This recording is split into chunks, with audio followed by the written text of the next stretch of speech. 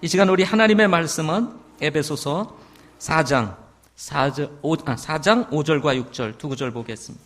에베소서 4장 5절과 6절 두 구절입니다.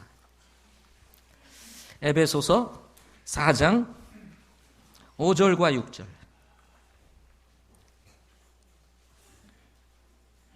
에베소서 4장 5절과 6절 찾으셨으면 같이 읽도록 하겠습니다. 같이 읽겠습니다. 시작. 한 주와 한 믿음과 한 하나님이 계시니 곧 모든 것의 아버지시라. 그분께서는 모든 것 위에 계시고 모든 것에 두루 계시며 너희 모두 안에 계시느니라. 아멘. 기도하시겠습니다. 아버지 하나님, 주님을 노래할 수 있는 이 축복과 특권을 허락해 주시고 감히 크고 놀라우신 하나님을 예배할 수 있도록 은혜 베풀어 주신 것 감사합니다. 이 예배를 통해서 우리 하나님 홀로 영광을 받아 주시옵시고 말씀으로 우리의 심령을 적셔 주셔서 약하고 연약한 우리의 마음이 회복되고 또 아버지 하나님 우리의 믿음이 굳게 서서 흔들림이 없이 주님과 동행하는 삶이 되게 하여 주옵소서. 보이지 않는 악한 세력과 사단 마귀 늘 틈탐으로 인해서 우리를 넘어지게 만들고 쓰러지게 만들고 새 속에 빠지도록 만듭니다. 아버지 하나님, 이럴 때 우리가 영적으로 깨어있을 수 있게 도와주시옵시고 말씀으로 무장해서 넘어짐이 없이 주님과 함께 동행하는 기쁨을 누리게 하여 주옵소서. 우리 중에 아직 주님을 만나지 못하고 구원에 확신이 없는 분들이 있다면 오늘 이 예배를 통해서 하나님을 만나는 은혜가 있게 하시며 성경이 가르치는 바 진리가 무엇인지를 깨닫게 하셔서 정말 올바른 신앙생활을 할 수 있도록 주님께서 도와주시옵소서. 아버지 하나님, 오늘 말씀을 주님께 의뢰합니다. 성령 하나님께서 알게 하시고 깨닫게 하시고 그리고 확신하게 하셔서 우리의 믿음, 우리의 신앙이 되도록 축복해 주옵소서. 예수님의 이름으로 기도드립니다. 아멘. 오늘 하나님의 말씀은 지지난주에 이어서 침례여야만 하는 7가지 이유 중에 두 번째 시간을 가지도록 이렇게 하겠습니다. 지난주는 추수감사주일이었기 때문에 저희들이 감사에 대한 메시지를 전해드렸고 오늘은 지지난주에 있었던 침례여야만 하는 7가지 이유 중에서 두 번째 시간 3가지를 더 말씀드리고자 합니다. 아마도 한 주를 걸렀기 때문에 침례여야만 하는 4가지 이유를 조금 여러분 희미할 거라는 생각이 들어서 잠시 4가지를 언급하고 넘어가도록 하겠습니다. 침례여야만 하는 7가지 이유 중에 4가지. 첫째는 침례라고 하는 단어 자체가 물에 잠기는 침례를 가르치고 있다 하는 것입니다. 침례라는 단어 자체가 뭐예요? 물에 잠기는 침례를 가르치고 있다. 두 번째로는 예수님께서 침례를 주라고 명령을 하셨다는 것입니다. 예수님께서 침례를 주라고 명하셨지 사실은 세례를 말씀하신 적이 없습니다. 그래서 우리는 침례를 받아야 한다는 것입니다.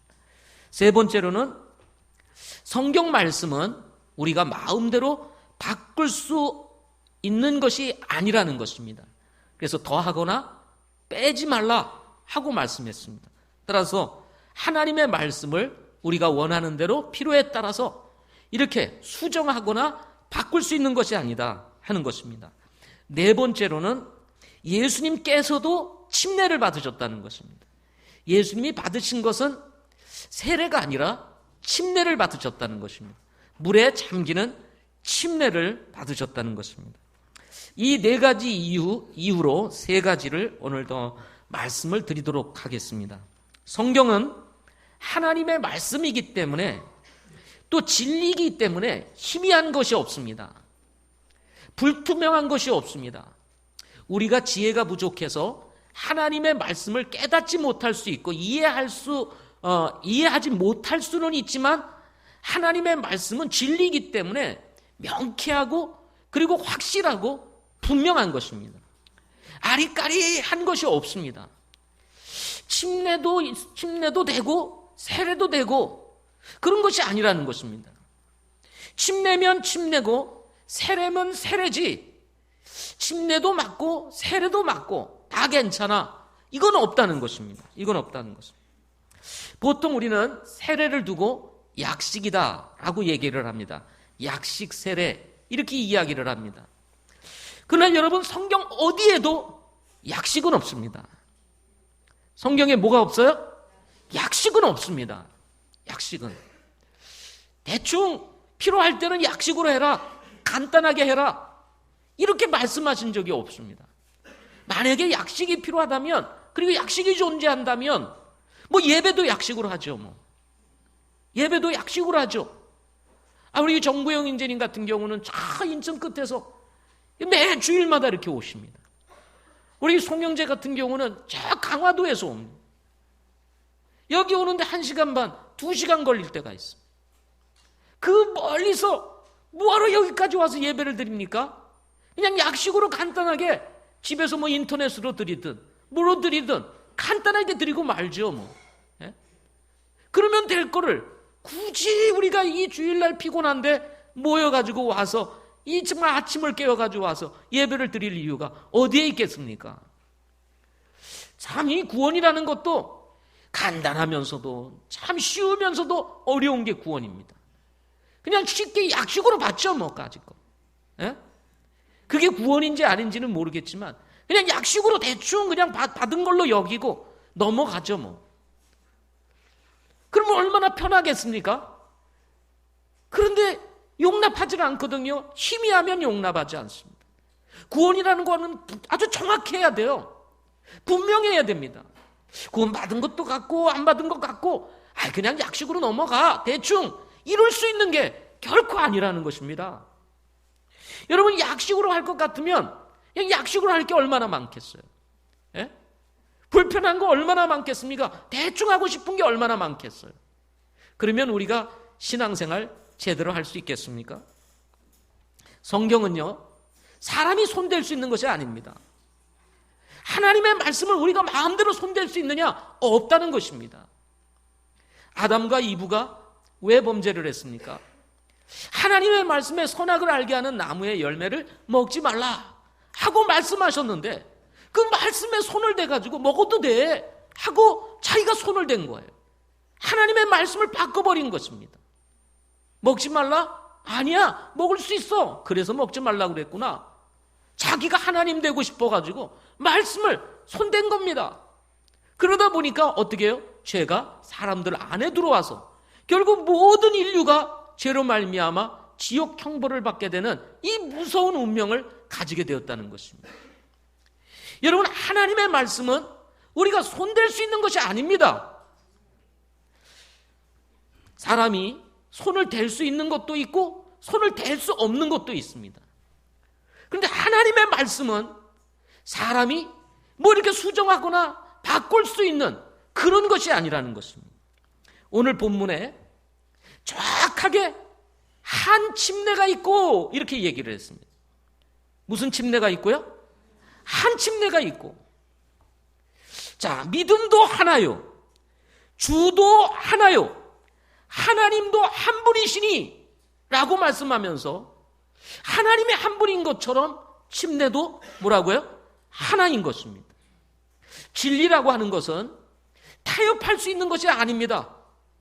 세상이 아무리 변하고 세상이 아무리 두 쪽이 나도 진리는 항상 진리인 것입니다.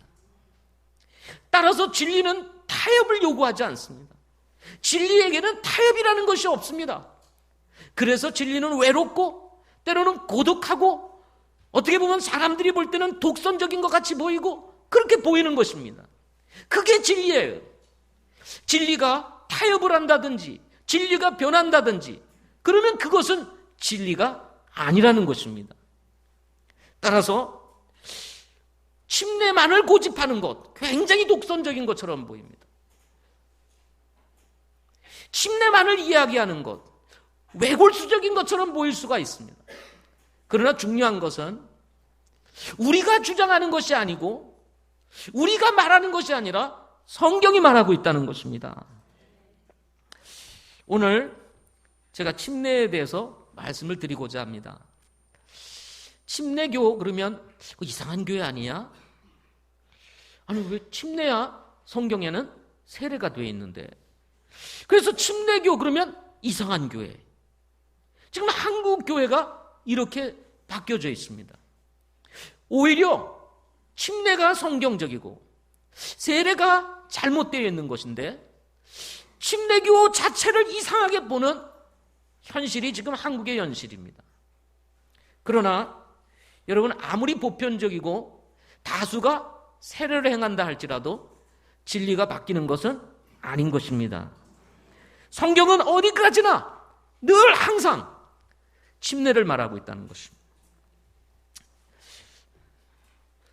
우리나라에서 내노라 하는 목사님이 다른 종교에도 구원이 있다 라고 말을 하면서 아주 시끄러운 일들이 벌어지기도 했습니다. 너무 유명하고 교회도 너무 크다 보니까 종교 대 종교 대표로 서로 만나게 됩니다.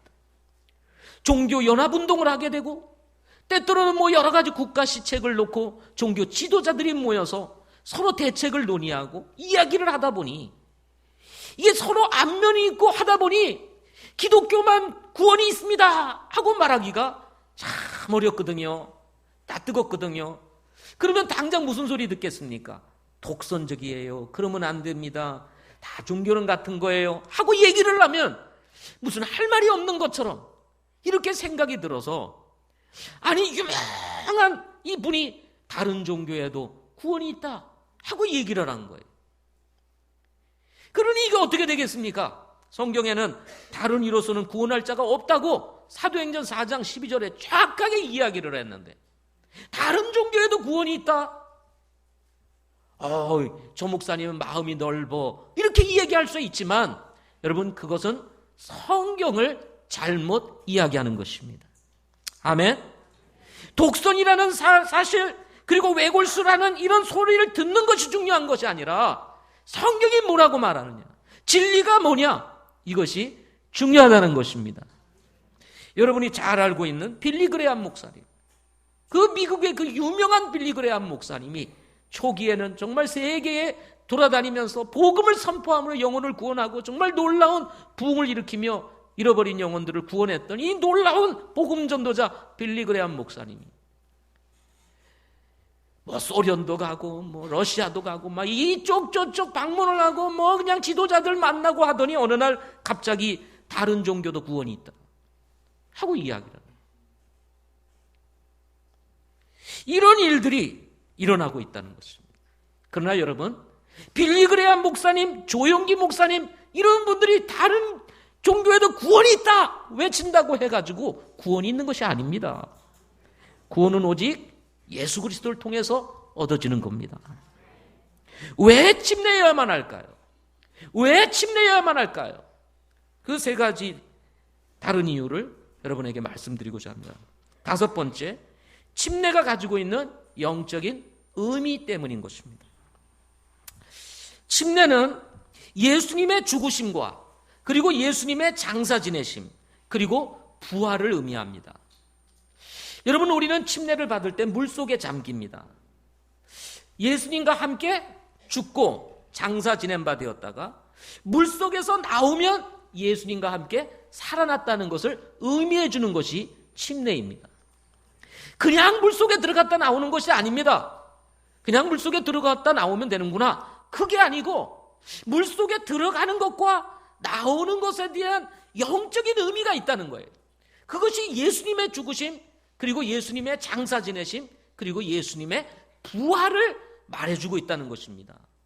이런 중요한 의미가 담겨져 있는 것이 지금 우리가 믿고 행하는 침례라고 하는 것입니다. 로마서 6장 3절과 4절 말씀에 보면 예수 그리스도 안으로 침례를 받은 우리가 다 그분의 죽음 안으로 침례를 받은 줄을 너희가 알지 못하느냐. 그러므로 우리가 죽음 안으로 침례를 받고 그분과 함께 장사 지낸 묻혔나니 장사 지낸 바 되었나니 이것은 그리스도께서 아버지의 영광을 힘입어 죽은 자들로부터 일으켜진 것 같이 우리도 생명의 새로움 속에서 걷게 하려 함이라 하고 말씀을 했습니다. 따라서 성경은 정확하게 침례가 가지고 있는 의미가 뭐냐? 예수님과 함께 죽고 예수님과 함께 장사 지낸 바 되었다가 예수님과 함께 부활했다는 사실을 말씀해 주고 있는 것입니다. 예수님의 죽음, 그리고 예수님의 장사 지내심, 그리고 예수님의 부활이 무엇일까요? 이것은 성경에서 정확하게 말하는 복음인 것입니다. 복음. 복음의 핵심이 무엇입니까? 성경대로 예수님께서 죽으셨다가 성경대로 장사 지낸 바 되시고 성경대로 3일 만에 부활하신 것이 뭐예요? 복음의 핵심인 것입니다. 따라서 우리가 믿고 행하는 이 침례는 바로 이 복음의 핵심을 설명하고 있는 가장 완벽한 그림이라는 것입니다. 복음을 설명하는 가장 완벽한 그림, 그것이 뭐예요? 침례라는 것입니다. 침례. 반면에 세례는 어떨까요? 여러분도 잘 아시겠지만 세례를 받으신 분들 계시죠? 세례 받으신 분들은 아시겠지만 세례는 그릇에 목사님이, 주례를 하시는 목사님이 물을 이렇게 떠가지고 성부와 성자와 성령의 이름으로 세례를 베푸노라 하고 이렇게 물을 찍어서 머리에 이렇게 찍습니다. 그러면 그게 세례인 것입니다. 문제는 이 세례가 예수님의 죽으심과 장사 지내심과 부활하심을 나타내 주지 못한다는 것입니다. 예수님께서 오신 이유가 무엇입니까?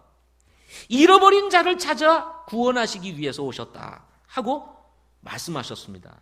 누가복음 19장 10절에 예수님께서 잃어버린 자를 찾아, 인자에 온 것은 잃어버린 자를 찾아 구원하기 위해서 오셨다고 말씀하셨습니다. 그런데 예수님께서 우리를 구속하시기 위해서, 죄 가운데 있는 영혼들을 구원하시기 위해서 십자가에 죽으시고 그 싸늘한 무덤 속에 장사 지낸 바 되었다가 죽음의 권세를 이기시고 부활하신 그 완벽한 그림인 침례를 통해서 자신의 구속 사역을 나타내 보여주셨는데, 바로 그 그림인 침례가 아니라 만약에 전혀 상관없는 세례를 행하게 된다면 과연 하나님께서 그것을 기뻐하시겠는가 하는 것입니다. 예수님께서 침례를 베풀라고 하셨던 그 의도를 완전히 뒤바꿔 놓은 것입니다. 여러분, 제가 여러분에게 어떤 일을 시켰는데 대충 하면 어떻게 될까요? 약식으로 간단하게 했습니다. 그러면 어떻게 되겠어요? 일이 제대로 되겠어요? 안 되죠. 절대로 안 됩니다. 특히 침례는 예수 그리스도와의 연합을 의미하는 아주 중요한 예식입니다. 그분의 죽으심과 장사 지내심, 그리고 부활을 믿고 받아들임으로써 그리스도와 하나됨에 대한 신앙 고백이라고 한다면, 여러분, 세례는 결코 예수 그리스도의 죽으심과 장사 지내심, 부활을 의미해 줄 수 없기 때문에 인정하기가 어렵다는 것입니다. 그러므로 우리는 침례여야만 하는 것입니다.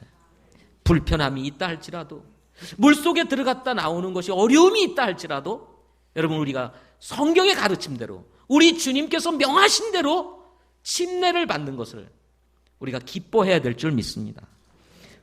여섯 번째로는 이 세례라고 하는 것은 변질된 교회와 교리에서 나왔다 하는 것입니다. 세례는 변질된 교회와 교리에서 나왔다 하는 것입니다.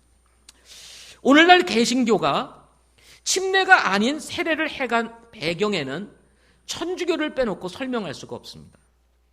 AD 313년 기독교를 국교로 선언하였던 콘스탄틴 황제가 침례에 의한 중생이라고 하는 비성경적인 교리를 채택함으로써 구원 교리가 바뀌게 됩니다. 구원은 예수 그리스도를 믿고 받는 것입니다. 맞죠? 예수 그리스도께서 우리를 위해서 대신에 십자가에 죽으시고 장사 지낸 바 되었다가 부활하신 것을 믿고 구원을 받는 것입니다. 그런데 콘스탄틴 황제가 국교를 선언한 이후에 침례를 받으면 구원을 받는다라고 하는 이런 잘못된 교리가 확정이 되게 되었습니다. 그것을 받아들임으로 인해서 침례가 세례로 바뀌게 되는 그런 역사가 일어나게 됩니다.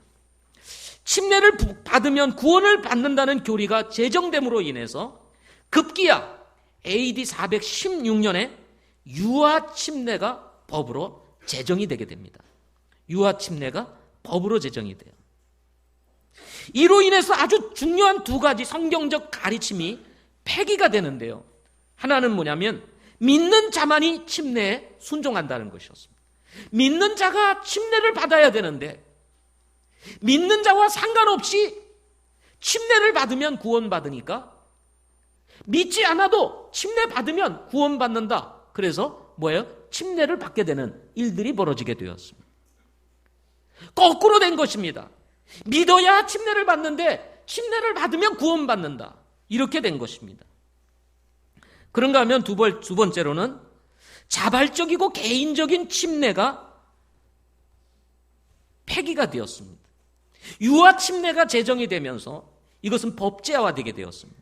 그래서 누구나 아이가 태어나면 의무적으로 유아 침례를 행하게 되었습니다. 아이의 의사와 상관없이 태어나자마자 침례를 받으면 구원받는다고 하니까 이걸 법으로 정했으니까 아이의 의사와 상관없이 누구나 그냥 의무적으로 유아 침례를 주게 되었던 것입니다. 자, 이렇게 됨으로 인해서 결국은 성경이 가르치는 침례와 상관없이 이것이 제도화됨으로 인해서 천주교에 들어가는 사람들은 누구든지 무조건 되고 침례를 받으면 구원받는다는 사실 속에서 구원받은 것과 상관없이 침례를 받게 되는 일들이 벌어지게 되었다는 것입니다. 결과 난지 8일 만에 마치 할례를 받듯이 유대인들이 할례를 받듯이 난지 8일 만에 갓난 아이들에게 침례를 베풀므로 인해서 일어나는 여러 가지 부작용들이 생기게 되었습니다. 어떤 부작용이 생겼을까? 저희 교회에서도 이제 예수님을 믿고 구원받은 사람들을 우리가 이제 침례를 베풀게 됩니다. 그럼 여러분들이 이 문이 열리고 이 침례탕에서 침례를 베푸는 것을 다 볼 거예요. 그런데 어떤 분들은 이 물에 대해서 아주 두려워하시는 분들이 계십니다. 물 속에 잠기는 것에 대한 아주 물에 대한 공포를 가지고 계신 분들은 침례받는 것에 대한 아주 굉장한 갈등과 고민이 있습니다. 어떻게 들어가나 혹시 들어갔다 안 나오면 어떡하나. 그래서 저한테 맡기세요.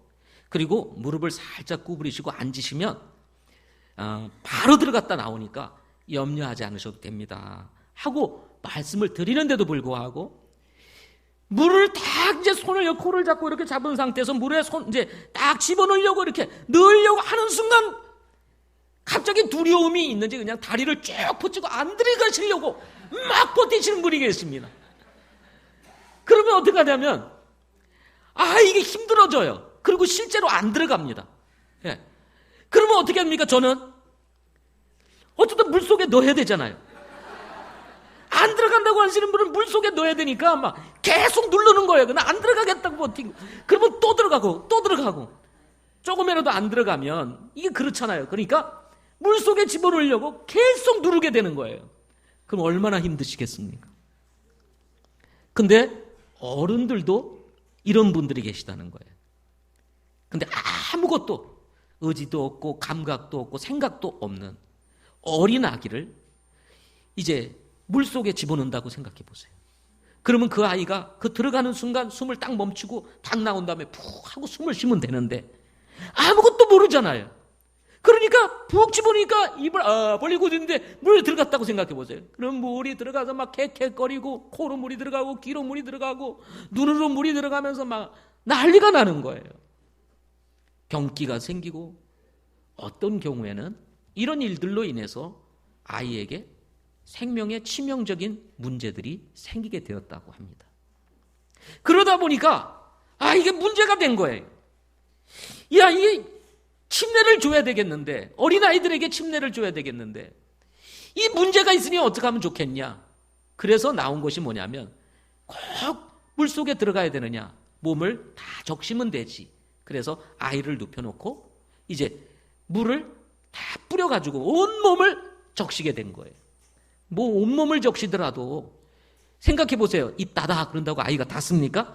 눈 감아 그런다고 감습니까? 숨 잠시 멈춰 그런다고 멈춥니까? 물을 쫙 부는데도 여전히 그만 하고 막 난리 날 거 아닙니까? 이런 일들이. 근데 어른들도 침례를 받아야 되는데 전부 다 눕혀놓고 쫙 하니 뭐 물속에 들어가나 눕혀서 하나 별 차이가 없는 거예요. 그래서 그러지 말고 그냥 앉힌 다음에 위에서 그냥 편하게 붓자. 그래서 붓는 일을 행하게 된 겁니다. 그래서 옷을 입고 위에서 머리를 쫙 이제 물을 부으니까 쭉 물이 타고 내리겠죠. 그러니 여전히 또 옷도 갈아입고 불편함이 되는 거예요. 굳이 이럴 필요가 있냐. 그래가지고 변한 것이 뭐예요? 바로 오늘날 세례로 바뀌게 된 것입니다. 이것은 개신교에서 된 것이 아닙니다. 천주교에서 이루어진 일인 것입니다. 그래서 세례와 이 유아 세례, 침례와 유아 침례, 이 유아 침례가 바뀌어서 세례와 유아 세례로 이것이 변화가 되어서 마틴 루터가 종교 개혁을 한 이후에 이것이 그대로 프로테스탄트인 오늘의 개신교에 천주교가 있었던 이 세례와 유아 세례를 그대로 가지고 나오게 되었던 것입니다. 여기에 그치지 않고 천주교의 형식으로 자리 잡고 있었던 비성경적인 것들을 가지고 나오게 되는데 그것이 오늘날 주기도문이요. 그리고 사도신경이며 축도인 것입니다. 사도신경 자체는 성경적이지 않은 내용들이 들어있음에도 불구하고 아무 생각 없이 교회에서 사도신경을 외우니까 그냥 따라서 자신들의 신앙 고백인 줄 알고 신앙 고백을 하지만 거기에는 비성경적인 내용들이 들어있다는 것입니다. 주기도문도 마찬가지입니다. 기도를 가르쳐 주신 것이지 그것을 기도하라고 주문 외우듯이 기도하라고 주신 것이 아니라는 것입니다. 그럼에도 불구하고 형식적인 교회였던 이 천주교회에서 행하던 이런 형식을 오늘의 개신교회가 그대로 가지고 나와서 여전히 지금도 세례와 유아 세례를 행하고 있다는 것은 참으로 슬픈 일이 아닐 수가 없다 하는 것입니다. 이렇게 세례는 한 침례가 있다는 말씀을 완전히 뒤집어 엎어서 오늘날 비성경적인 세례를 행하게 되었다 하는 것입니다.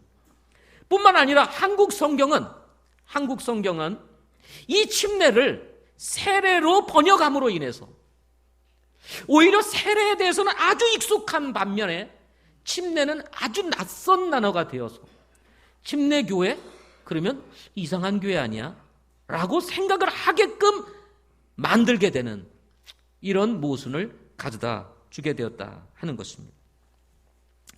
여러분, 세례가 맞는 것이 아니라 침례가 맞습니다. 아멘. 침례가 맞습니다. 예수님은 세례를 말씀하신 적이 한 번도 없습니다. 성경 어디에도 이 원어 성경에는 세례를 얘기한 적이 없습니다. 성경을 믿는다고 한다면 마땅히 약식 세례가 아니라 오리지널 침례를 믿고 순종하는 것이 바로 성경적인 침례라고 하는 것입니다.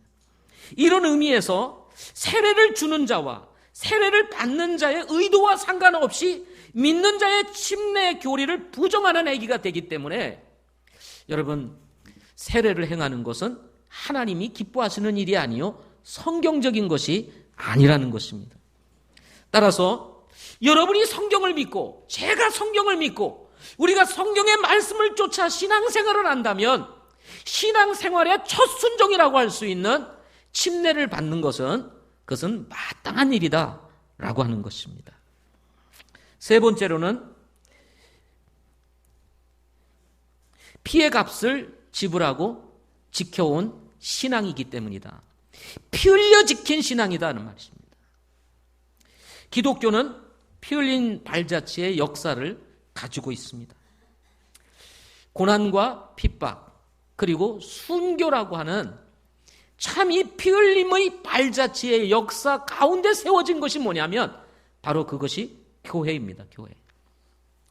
오늘날 한국 교회의 이 놀라운 부흥의 역사를 이루고 한국 어디를 가든지 교회가 세워질 수 있었던 그 배경에는 바로 이런 순교의 피가 흘려졌기 때문이라는 것입니다.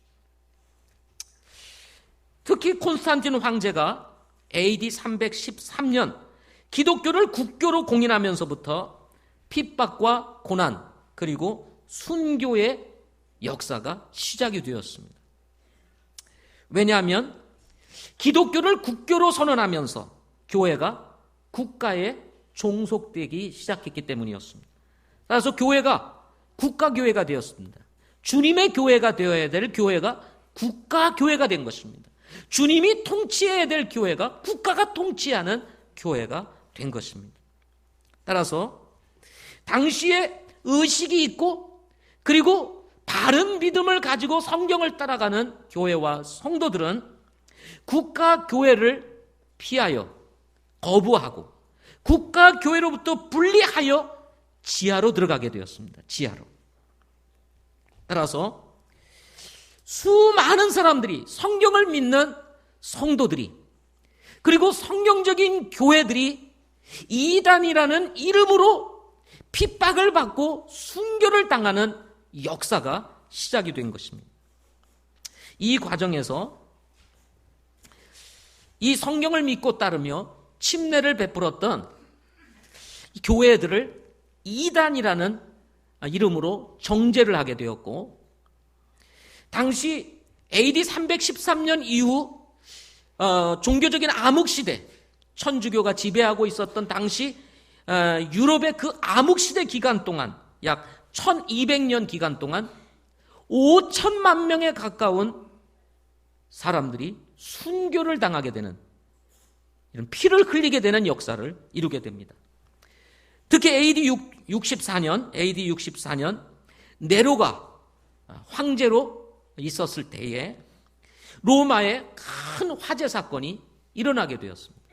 로마 대화재 사건이죠. 여러분 잘 아시죠? 세계사 속에서 여러분 배우셨을 것입니다. 로마 대화재 사건으로 로마 제국의 3분의 2 이상이 불에 타버렸습니다.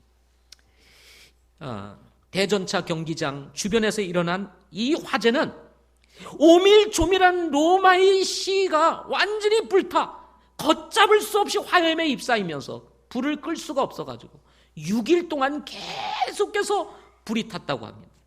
6일 동안 로마가 완전히 잿더미가 되었는데 당시에 로마 사람들은 이 화재가 네로 황제가 자신의 황금저택과 로마시보다 더 찬란한 도성을 짓고 싶어서 불을 냈다고 확신을 했다고 합니다.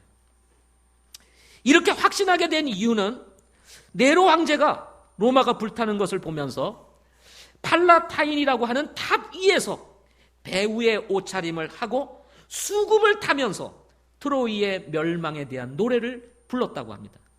로마가 막 불타는 것을 보면서 막 좋아가지고 막 수금을 타면서 트로이의 멸망에 대한 막 노래를 부르는 거예요. 그것을 본 사람들에 의해서 소문이 돌면서 이건 네로가 행했다 이렇게 확신하게 됐다고 합니다. 로마 황제인 네로는 이 소문이 돌자 온 백성들이 분노에 불타오르면서 네로 황제에 대한 분노가 폭발하자 위기감이 느껴지면서 네로 황제는 그 책임을 당시에 황제 숭배를 거부하였던 기독교인들에게 완전히 뒤집어 씌웠다고 합니다. 특별히 방화범으로 지목된 기독교인들이 살고 있었던 그 지역이 있었다고 합니다. 유대인들이 살고 있었던 지역 그리고 기독교인들이 살고 있었던 지역이 있었는데 놀랍게도 유대인들이 거주하던 지역과 기독교인들이 거주하던 지역은 불이 타지 않았다고 합니다. 이것을 이용해서 네로는 봐라 저들이 방화범이다. 저놈들이 불을 지르고 자기 구역들은 불타지 않았지 않았느냐 봐라 저놈들이 방화범이다 하고 이 방화의 책임을 기독교인들에게 뒤집어 씌우게 되었다고 합니다. 당시 역사가 수에토니우스는 이런 네로 황제를 도와서 이런 말을 했다고 합니다. 기독교인을 향하여 새롭고 사악한 미신에 사로잡힌 사람들의 단체인 그리스도인들이다 하고 얘기했다고 합니다. 역사가 타키우스는 당시의 기독교인들을 향해서 말하기를 매우 위험한 미신이다 하고 얘기를 했다고 합니다.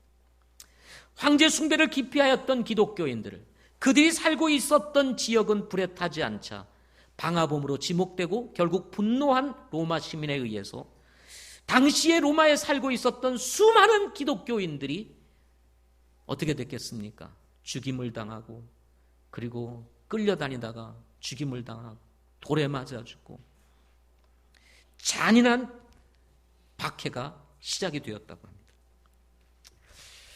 콘스탄틴 황제로부터 시작된 핍박, 기독교가 국교로 선언이 되면서 공식화되었던 이 기독교인들에 대한 핍박은 1517년 비덴베르크 성 교회 대문에 마틴 루터가 95개조 반박문을 게시하면서 일어난 종교개혁, 그 종교개혁 이전까지 침례를 믿었던 5천만 명의 성도들이 피를 흘리는 역사를 이루게 되었다고 하는 것입니다.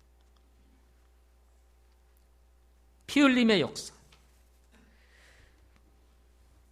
1200년 이후, AD 1200년 이후에 보게 되면요, 일단의 기독교인들이 붙잡혀서 쇠사슬에 묶인 채 줄줄이 강물에 빠져가지고 죽이는 일뿐만 아니라 화형을 시키고 어떤 사람은 톱에 쓸려서 죽고 돌에 맞춰서 죽고 단두대에서 목이 잘리면서 죽어가는 무서운 일들이 종교재판의 이름으로 일어나기 시작하게 되었다고 합니다.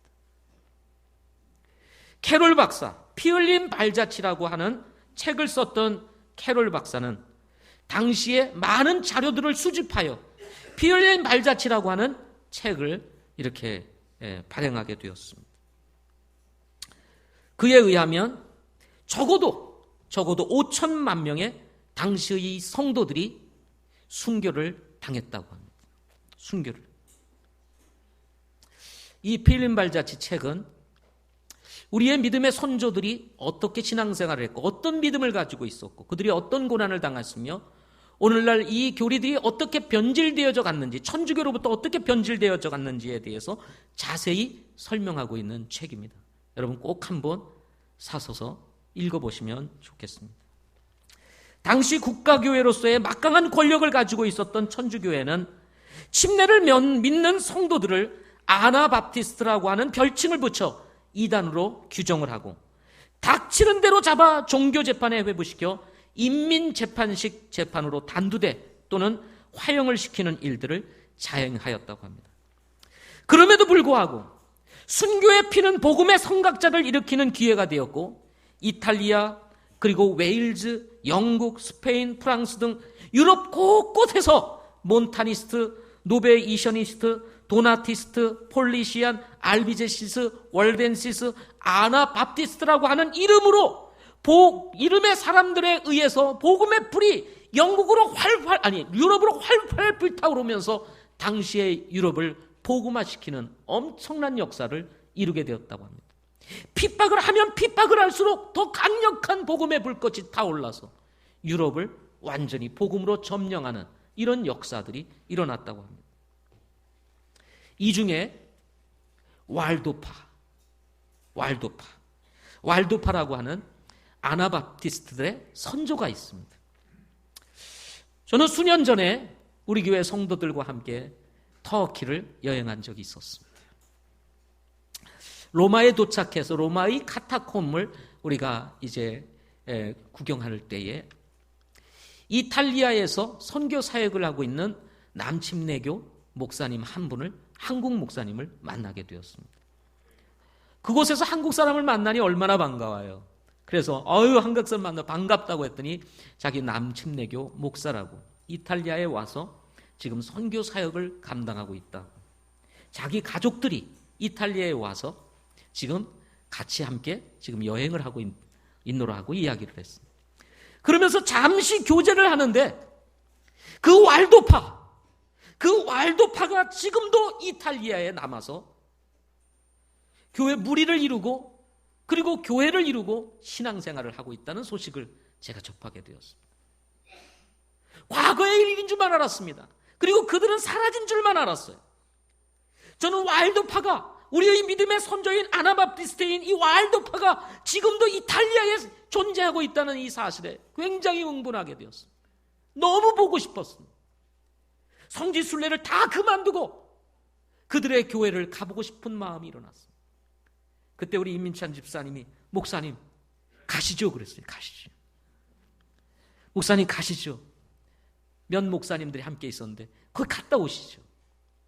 근데 그렇게 되면 저에게 우리 일행에서 벗어나야 되고 또 일정에 여러 가지 어려움이 있어서 제 마음속으로 이렇게 다짐하고 돌아왔습니다.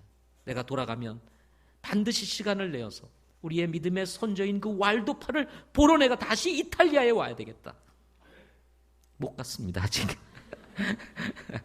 못 갔습니다. 그래서 저는 지금도 가끔 인터넷을 통해서 왈도파를 찾아보기도 합니다.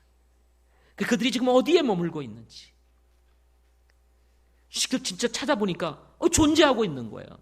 정보가 전혀 없어서 알아보지도 않았었는데 언젠가는 꼭 가보고 싶다, 이런 생각을 늘 가지고 있습니다. 이들은 모두 아나바프티스트였습니다. 침례를 믿는 사람들이었습니다.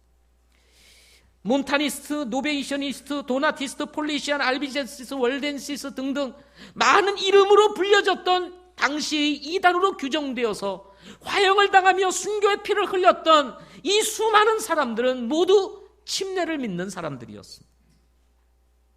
오늘날 이 아나바프티스트의 후예는 브레드린 처치, 형제 모임이라고 하는 이름으로 지금도 존재하고 있습니다.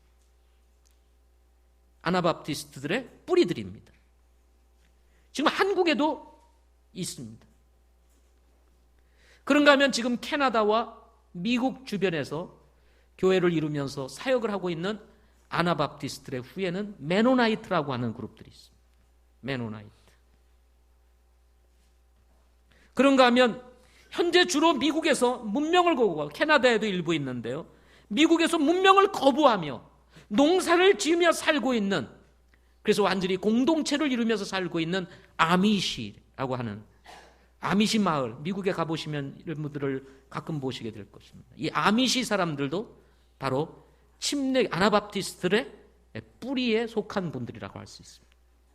이들은 문명을 거부하면서 과거 정말 신앙의 자유를 위해서 산속에 들어가서 정말 신앙의 자유를 부여잡고 정말 어렵고 힘들게 살았던 그 공동체의 생활을 이어오면서 신앙의 자유를 위해 미국으로 건너와 지금은 미국에서 캐나다에서 아미시 마을을 이루면서 자기들의 신앙을 그대로 유지하고 그리고 정말 지키면서 문명을 거부하면서. 왜 문명을 거부할까요? 문명을 받아들이기 시작하면 변질된다는 거예요. 세속화된다는 거예요. 그래서 1800년대, 1900년대 초기에 옷들을 입고 그리고 전기도 석유나 이런 것으로 사용하지 아니하고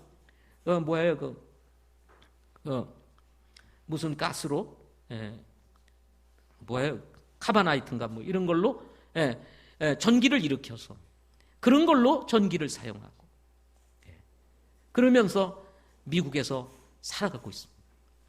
이들은 그리스도의 사랑을 알고 어느 국가에서 어려움을 당한다 그러면 자기들이 농사를 지은 것들을 기꺼이 기부해서 미국 안에서도 가장 기부를 많이 하는 그룹으로 알려져 있다고 합니다. 그뿐만 아니라 이 아나바프티스트의 주류를 이루고 있는 후에는 바로 침례교회들입니다. 제침례파라고 하는 별칭을 가졌던 이들이 그 신앙과 믿음을 그대로 유지하며 피 흘린 발자취의 역사를 이어오면서 오늘날 바로 이 아나바프티스트들이 침례교회로 존재를 하고 있다는 것입니다. 특별히 이 침례교회는 영국을 거쳐 미국에서 꽃을 피우면서 미국의 대부분의 교회들은 침례교회들입니다. 그렇지만 한국은 선교의 역사가 짧아서 침례교회는 적고 일반 장로교회나 감리교회가 대부분 대세를 이루고 있는 상황입니다. 바로 그 침례교회들 중에 하나가 바로 성서 침례교회인 것입니다. 5천만 명의 피를 흘리면서 지켜냈던 그 신앙, 그 신앙의 유산을 물려받아 오늘도 존재하고 있는 교회 중에 하나가 바로 우리 교회인 것입니다. 지금 우리가 행하고 있는 이 침례는 바로 5천만 명의 피 흘린 그 피값을 지불하고 지켜왔던 신앙이라고 하는 것입니다. 세례와 유아 침례를 거부한다는 이유로 종교 재판에 회부되어 수많은 성도들이 순교를 당했습니다. 그들은 하나님의 말씀을 거부하는 것보다, 하나님의 말씀에 대해서 타협하는 것보다도 하나님의 말씀을 지키다가 이 세상을 떠나 영원한 하나님의 나라에 들어가는 것을 더 기뻐했던 사람들이었습니다. 10년, 20년 더 사는 것보다도 살아있는 하나님의 말씀, 변할 수 없는 진리를 지키겠다고 굳게 믿음을 가졌던 바로 믿음의 선배들이 아나바프티스트들이었습니다. 그들은 세례를 거부하고 유아 세례를 거부한다는 이유로 목숨을 잃었습니다. 그렇게 값을 지불하고 지켜왔던 신앙, 그것이 바로 침례였던 것입니다. 침례. 우리는 이 침례를 고귀하게 생각해야 된다고 믿습니다. 그냥 우리에게 주어진 것이 아니고 또 성경에 기록되었기 때문에 그냥 주는 것이다가 아니라 이 성경 기록된 말씀인 이 믿는 자의 침례를 지키기 위해서 흘렸던 수많은 우리 믿음의 선배들의 피값이 지불되었다고 하는 이 사실을 우리는 기억해야 합니다. 우리가 단순히 침례를 받는 것은 그냥 받는 것이 아니라 이 엄청난 피의 값을 지불하고 지켜낸 신앙이었기 때문에 가능할 수 있었다는 사실을 우리는 기억해야 합니다. 캐롤 박사는 그의 책에서 이렇게 이야기를 합니다. 우리가 잘 알고 있는 아이작 뉴턴, 그는 과학자이기도 했죠. 만유인류의 법칙을 발견했던 사람입니다. 아이작 뉴턴의 말을 이렇게 인용합니다. 침례교회는 로마 천주교에 절대로 동화되지 않는 저명한 그리스도인들의 유일한 단체이다 하고 아이작 뉴턴이 얘기했습니다. 모세임은 루터교의 역사가인데요, 유명하죠. 역사가로서 모세임. 그는 루터와 칼빈이 나오기 전에도 유럽 사람들이 살고 있었던 거의 모든 나라에는 현재 네덜란드 침례교회의 교리를 완강히 지키고 있었던 사람들이 은밀히 숨어 있었다. 유럽 전역에. 에딘버그 백과사전에는 침례교회란 전에 아나바프티스트라고 기록되었던 그리스도인들과 동일한 교회임을 독자들은 이미 기억하실 것이다. 참으로 이것은 터툴리안의 시대로부터 지금까지, 터툴리안은 요한의 제자 중에 하나입니다. 한 사람입니다. 이 터툴리안 시대로부터 지금까지 지속해 온 그들의 교리였던 것 같이 생각되어진다라고 이야기를 합니다. 여러분, 침례교회는 이렇게 존재했고 이렇게 지켜왔던 성경적 신앙이라는 사실을 기억하고, 여러분, 우리가 행하는 이 침례를 여러분 기쁘게 받아들일 수 있기를 소망합니다. 기도하겠습니다.